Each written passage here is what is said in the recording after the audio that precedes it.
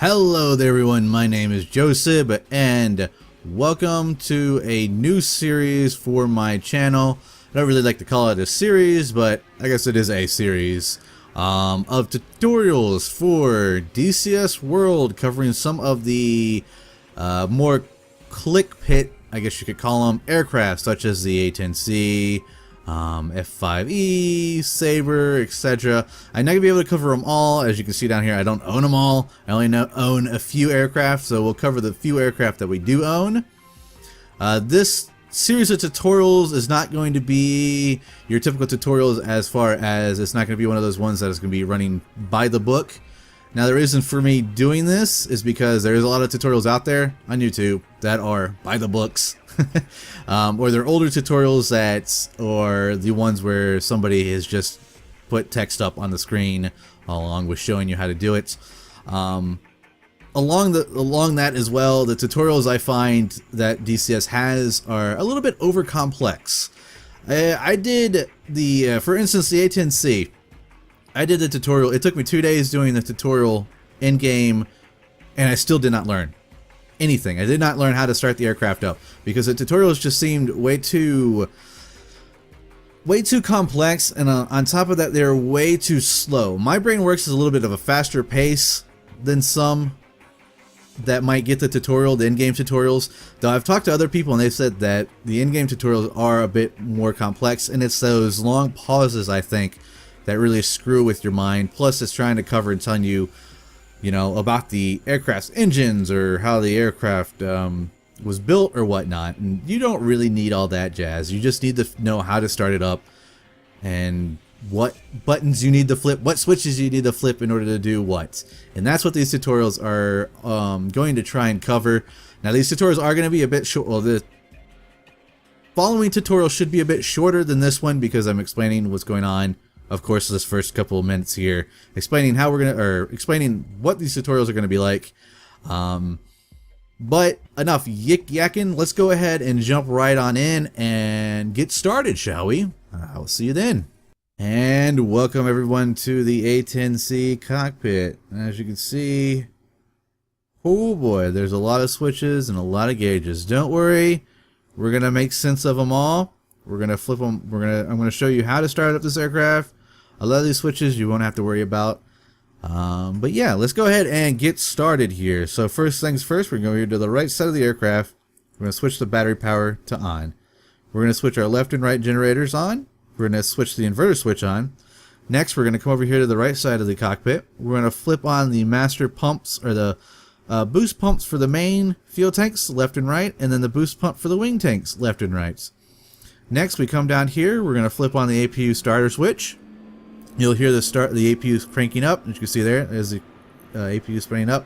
Next, we come back over to the left, switch on the APU gen. We're going to hit the master caution button because otherwise you're going to constantly keep hearing that beep, beep, beep noise. We're going to wait for the APU to spin up here to 100%. APU is now at 100%. So now let's move the throttles out of the idle indents. And I believe these are the default keys. This is the same ones that I'm using. Otherwise, use whatever key it is.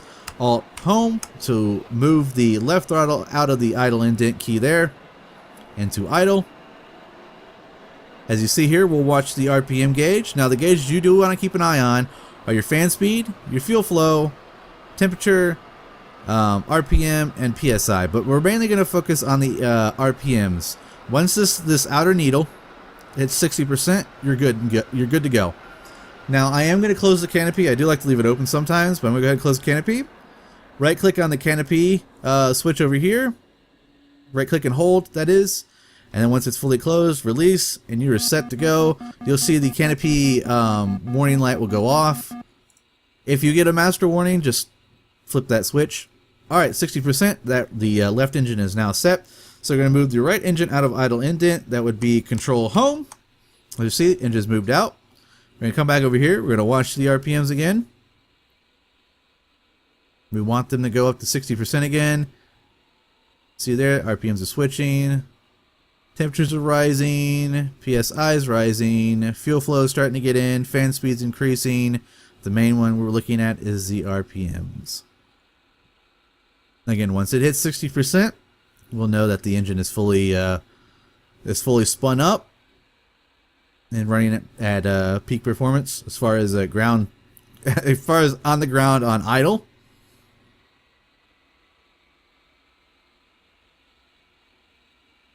There we go, 60%.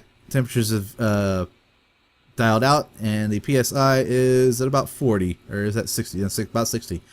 So now that that's done, we know that both engines are up. We're going to go ahead and switch off the APU generator, and then come back over here and switch the APU off. You'll hear the APU go off. If you look, your APU gauges are going away, but because the engines are running, we're getting electrical power from the engine, so we don't have to worry about the APUs anymore. Next thing we're going to do is come over here and switch on the CDU and the Iggy switch. So the CDU is going to start up. We're going to come back over here to the left side of the canopy, the cockpit. We're going to switch COM 1 to TR, transmit receive. We're going to switch to UHF over to main. We're going to switch COM 2 again into TR. We're going to come up here and we're going to flip on the SAS for yaw and pitch.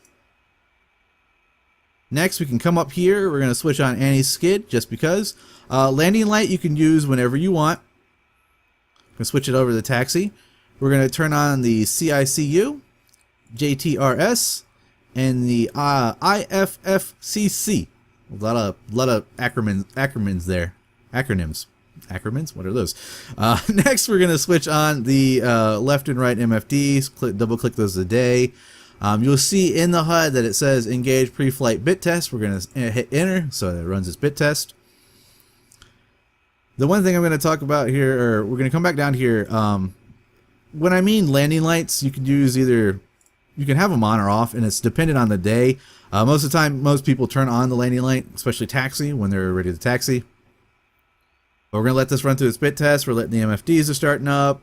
So we're just sitting here waiting for all that to work. We're going to come down here. We're going to switch on the, or we're going to uncage the vertical horizontal stabilizer, the secondary one, and all you want to do is just roll that until the arrow is pointed in the middle. Don't worry, that's just the bit test running. Next, we need to load the data cartridge. So we're going to hit load all. We're going to let it do that thing. So now the pre-flight bit test is done. We're going to hit enter again to exit. We're going to use the select rocker and switch down to the exit button. Hit exit again. You're set good to go. We'll left click on the IFFCC. And now you have your traditional HUD with all the information you need. Data cartridge is now loaded. You'll know this via the asterisk next to each one of the options. It does start off with them all selected, but you want to go ahead and just hit load data anyways. Next, we'll go over to the TAN, which is your information screen. This is your pretty much your map. And switch over to the CDU. Now the CDU currently is running through the bit test. Not bit test, but the INS is in alignment mode. As you see here, we're aligning the INS. The one to watch for is the T equals here. We need this to be at 4.0.8. That is your most accurate INS alignment. Along with INS nav ready here will start flashing. This takes roughly about, I want to say about 4 minutes. So during this period when you're waiting for the INS, you can kind of go through and figure out your flight plans that you want to do. Next thing we need to do is switch on the countermeasure system. So we're going to switch all these switches on. Switch the mode over to whatever you want. I usually use manual. Do not, I repeat, do not flip the jettison switch. This is the jettison switch. Ignore this switch. Do not even touch it. What this will do will dump all your chaff and all your flare, and then you'll take off with no chaff or flare. So do not touch that one. Next thing we need to do is arm the seat. So we click on the little seat arm here. So now the ejection seat is armed. So if we need to eject, we can eject. And that's about it. I will cut the video here for you all. Oh, one more thing. Flip on the oxygen. You can turn this on when you're starting to take off, or you can flip it on now if you want to. Again, that's just up to you, but you have to remember to turn that on. Otherwise, you will not be able to pull some of the G's or go at higher altitudes. But I'm going to cut the video here as I wait for the INS to align, and then I'll join you back to show you what that looks like. Alright, welcome back. As you can see here, T equals 4.0, 0.8, and INS nav ready is flashing. So all you need to do now is click the nav button. You'll see the compass move. The INS nav ready wording will disappear. Next, we need to flip on the Iggy. Come down here behind the throttle. You might have to throttle up to see this, but you have the 2 switches back here. It's really hard to see. The EAC and the RWR altimeter are right there. You need to flip those switches on, and that is that for startup. The only other thing you can do, I do recommend this, is turning on your lights before takeoff. This just lets everyone know that you're about to take off. The anti-collision light here, you will need to hit the pinky switch, whatever you bind that to, or use the default key binds, which is left Alt P. And when you click that, you'll be able to... Oh, no, wait. Yeah, no, wait. Not left Alt P. Control Alt P. Not Control Alt. Control left Control P. And then you'll be able to switch the anti-collision lights on. I get that mixed up. Sorry about that. But as you saw there, I hit left Alt P and it wouldn't let me flip it on. You have to hit that pinky switch in order to be able to switch on your anti-collision lights. And you are now set and ready to rock and roll off the taxiway. The only thing else to do is to turn on your nose wheel steering and taxi off to the runway. So I hope you guys enjoy this tutorial. If you found it helpful, don't forget to hit that thumbs up. If you're new to the channel, don't forget to subscribe, and we'll catch you all next time.